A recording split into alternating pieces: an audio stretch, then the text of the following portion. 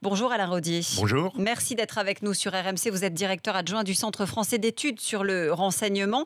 Cette attaque, elle était, si j'ose dire, la suivante sur la liste. Viser une église, c'était dans les plans de Daesh. Absolument. De toute façon, c'est viser un objectif mou, en réalité, c'est-à-dire un objectif qui n'est pas défendu.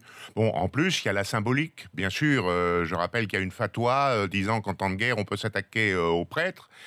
Fatwa d'ailleurs qui ne date pas de Daesh, puisqu'elle avait servi à l'assassinat des moines de Tibérine. Bon, même si l'affaire aujourd'hui n'est pas encore éclaircie totalement.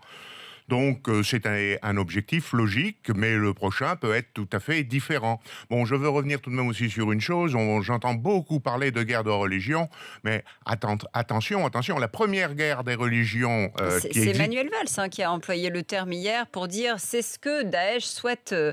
Oui, mais en réalité, Daesh ne souhaite pas vraiment cela. La première guerre des religions qu'il mène, c'est contre les chiites, c'est-à-dire que les mosquées chiites sont l'objet d'attaques incessantes, que ce soit au Pakistan, que ce soit en Irak ou en Syrie.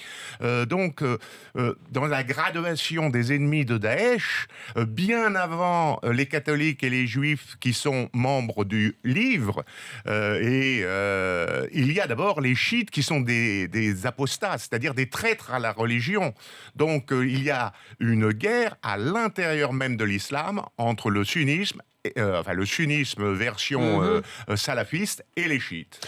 Aujourd'hui, Alain Rodier, on s'aperçoit que les attentats, les actes terroristes ont totalement investi chez nous, en France, notre quotidien. Est-ce qu'on a pris vraiment la mesure de l'ampleur de ce qu'il fallait faire? Est-ce qu'on a bien compris qu'il fallait changer de braquet, en clair?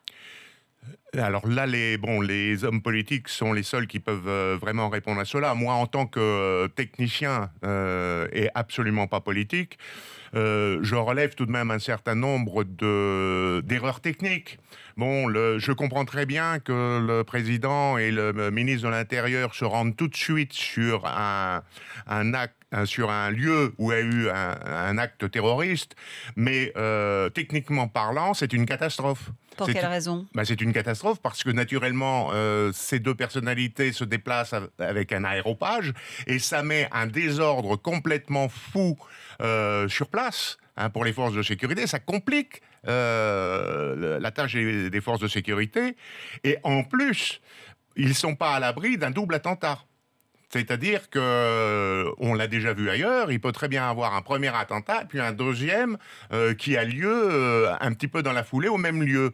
Donc, cette affaire est prise en compte par les services de sécurité, bien sûr, mais vous imaginez le désordre que cela crée. Bon, il est vrai que tout le monde, et les responsables politiques en premier, éprouvent une grande compassion pour les victimes, mais disons que le système pour marquer cette compassion pourrait peut-être être un peu différent, c'est-à-dire ne pas se rendre sur les lieux, mais faire des grandes déclarations, effectivement, à la télévision ou à la radio, oui.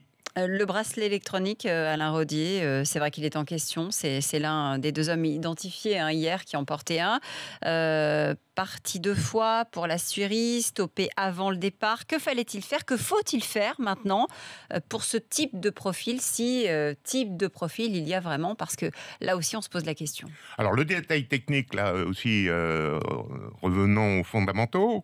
Le bracelet électronique, tout le monde connaît ses limites. Déjà, beaucoup de condamnés pour des activités de trafic de drogue, par exemple, eh bien, se retrouvent avec le bracelet électronique et ça ne les empêche absolument pas de se livrer à leurs petites activités malgré le fait qu'ils soient dotés de ça. Bon, il est donc pas étonnant. Ça veut dire que le système est clairement défaillant. Le système n'est pas adapté à une certaine criminalité. Si on incarcère une personne pour un fait quel qu'il soit, mais qui ne va pas renouveler, ça peut être effectivement intéressant. Il y a tout de même des cas où des gens peuvent être dehors avec un bracelet électronique parce qu'ils ne représentent pas un risque ni pour la société, ni pour eux-mêmes. Mais pas dans ce type de cas. Mais pas dans le type d'activité que je viens d'énumérer, que ce soit d'ailleurs le trafic de drogue, que ce soit le terrorisme.